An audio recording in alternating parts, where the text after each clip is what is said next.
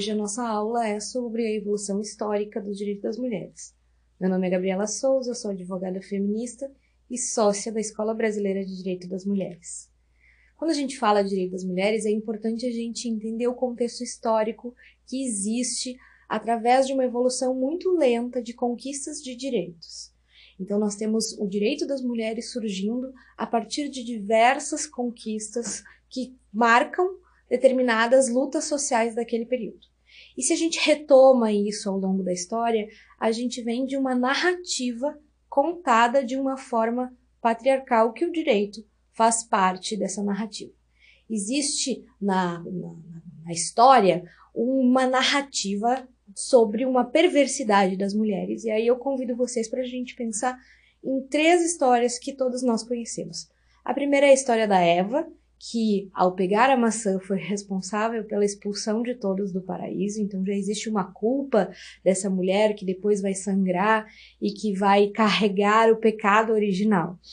Além disso, nós temos antes o mito da caixa da Pandora, onde a Pandora, por ser muito curiosa, afinal de contas as mulheres são muito ardilosas, ela abre uma caixa que contém todos os horrores do mundo. E no fim, desesperada, ela fecha e tranca ali dentro a esperança. Vejam bem, a mulher é responsável por trancar a esperança depois de tirar todos os horrores do mundo.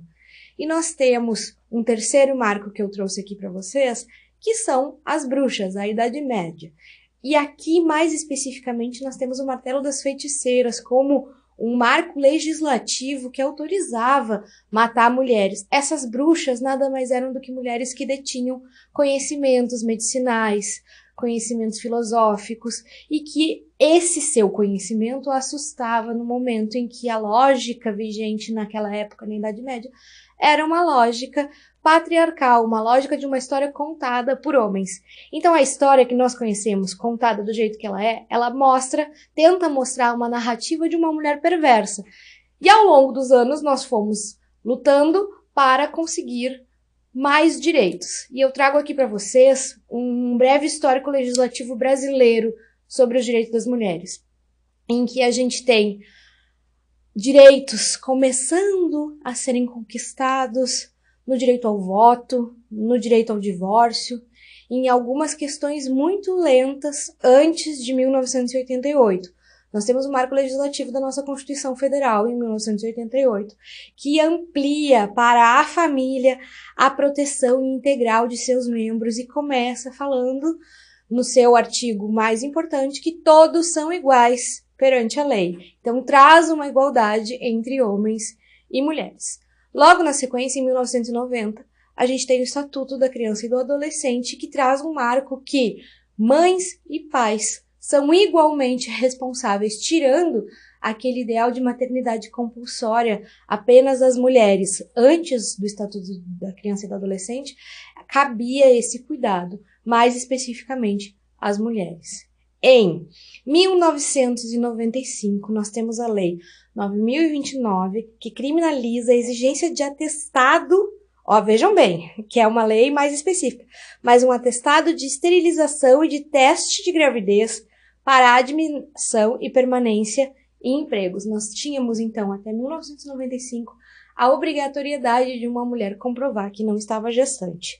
Importante a gente lembrar que em 1988 temos a estabilidade para mulheres gestantes. Em 1996, nós temos a Convenção Belém de Pará, que é um dos tratados internacionais mais importantes para a defesa das mulheres, que busca erradicar e coibir toda forma de violência contra a mulher.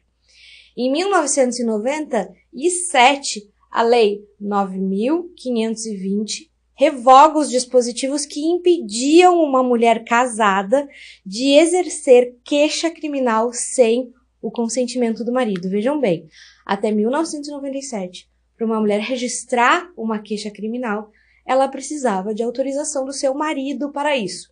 E eu trago essas legislações que a gente não costuma falar para a gente entender o quanto a evolução dos direitos das mulheres é lenta e gradual.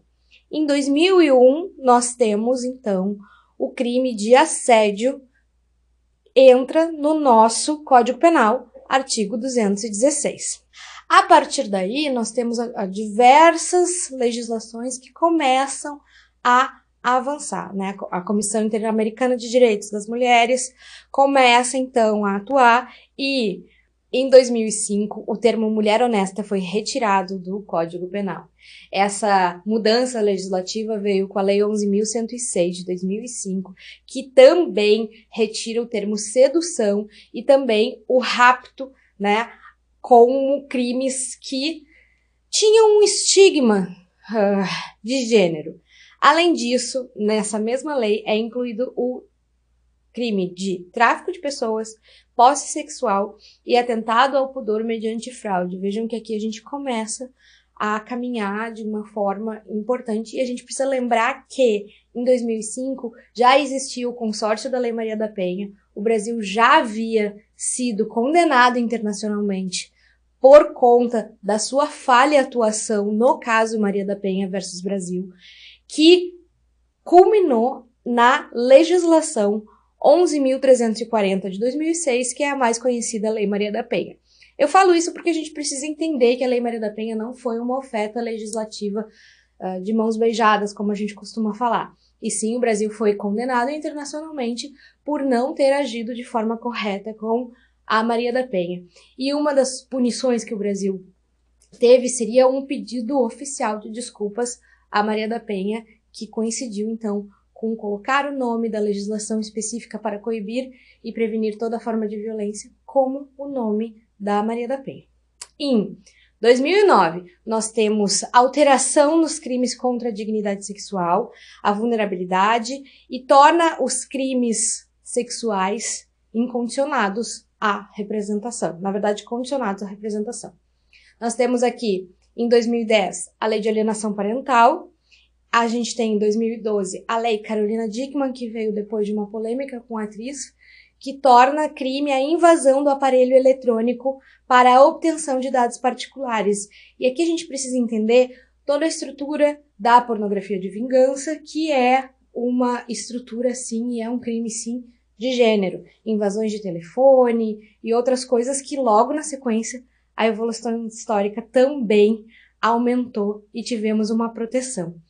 Em 2013, é sancionada a Lei 12.845, mais conhecida como Lei do Minuto Seguinte, que torna prioritário o atendimento para mulheres vítimas de crimes sexuais. Essa mulher, ela tem prioridade no atendimento para toda a profilaxia necessária, ou seja, verificação de gravidez ou não, coquetel para evitar qualquer tipo de doença sexualmente transmissível, e esse atendimento é prioritário e deve ser feito em até 72 horas. Além disso, nós temos logo na sequência, em 2014, a lei que determina a guarda compartilhada, e é importante sim a gente trazer questões familiaristas para entender que o direito das mulheres ele também evolui com o direito das famílias, para a gente recordar como que eram os direitos das mulheres antes da lei do divórcio e como o desquite era um pavor social para a mulher. Então a gente precisa entender se a violência doméstica e a violência contra a mulher acontece em um ambiente doméstico, obviamente que a gente precisa acompanhar também a evolução dos direitos das famílias para entender a evolução dos direitos das mulheres. Em 2015, nós temos a Lei Joana Maranhão, que é inspirada na nadadora que denunciou seu técnico que tinha cometido crimes sexuais contra ela. O crime que ela denunciou já havia prescrito, então a partir dessa denúncia se tornou polêmico e foi alterado o prazo prescricional, contando qualquer violência cometida contra vulneráveis passa a contar da maioridade da vítima. E esse é um passo muito importante para a gente conseguir justiça, na medida em que muitas vezes as vítimas não encontram força, as vítimas não encontram meios de pedir ajuda enquanto vulneráveis, enquanto não completam a maioridade. Além disso, 2015 foi um ano incrível para os direitos das mulheres, porque tivemos a lei do feminicídio, que considera crime de gênero, de desprezo de gênero, a morte contra mulheres. Entendeu que há uma diferença entre um homicídio e um feminicídio, porque muitas vezes a mulher morre pela simples condição de existir mulher. E esse foi um marco muito importante. E eu queria que vocês percebessem que a partir da Lei Maria da Penha, o avanço que antes era a cada 5 anos, a cada 3 anos, passou a ser anual e passou a ser muito maior. Então, a gente tem a Lei Maria da Penha como um grande marco legislativo para que os direitos das mulheres avancem. Depois disso, nós temos, em 2018, tipificado a importunação sexual, e é importante a gente lembrar que esse crime, ele é consequência também para a gente se recordar de que vivemos todos esses momentos históricos, que acompanhamos eles através de notícias de jornais, de redes sociais. A lei de importunação sexual, ela veio após a visibilidade de um crime que aconteceu onde um homem ejaculou numa mulher num ônibus. E isso gerou uma comoção muito grande, porque naquela época ele era considerado uma atitude de menor potencial ofensivo.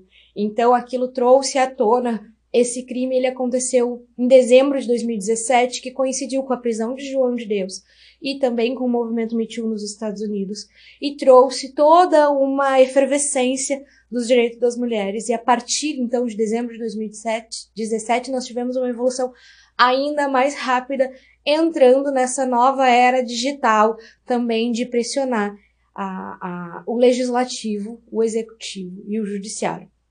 A lei da importunação sexual também traz outras tipificações importantes no direito das mulheres, que é o estupro coletivo, que foi baseado num estupro que todos nós soubemos que aconteceu no Rio de Janeiro, onde uma menina foi estuprada e aquilo foi filmado, e o estupro corretivo, que esse tem caráter de muito desprezo de gênero, porque ele é direcionado muito às mulheres lésbicas, com a intenção de exercício de poder.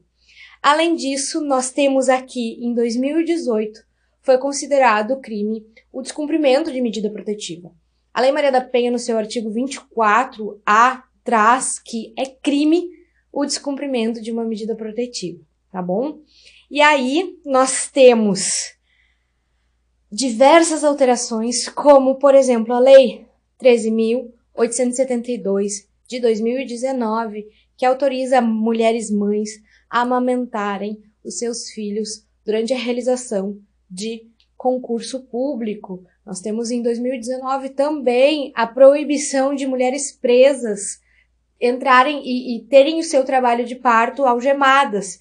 E a gente está falando aqui de direitos básicos das mulheres que a gente olha até semana passada, até muito pouco tempo, eles não existiam. Para vocês entenderem, vocês que estão assistindo e entrando agora nesse mundo dos direitos das mulheres, para a gente entender o quanto é recente também e o quanto algumas coisas em que consideramos muito sérias foram conquistadas muito recentemente. Em 2020, nós temos a alteração da lei do SUS para garantir a realização de exames mamários, e 2021 nós temos então o crime de stalker, a tipificação do crime de stalker, a proibição do uso da tese de legítima defesa da honra em tribunais de júri, que atualmente tramita uma lei para criminalizar, inclusive, esse uso dessa tese de legítima defesa da honra. Então, percebam que em 2020 começamos a pandemia, 2021, 2022, temos alterações legislativas também no sentido de proteger a mulher, como a campanha de sinal vermelho e outras tantas campanhas que viram lei para proteger a mulher. Então, eu acredito que seja muito importante a gente compreender a evolução histórica para, a partir daqui, começar a estudar os direitos das mulheres. Muito obrigada.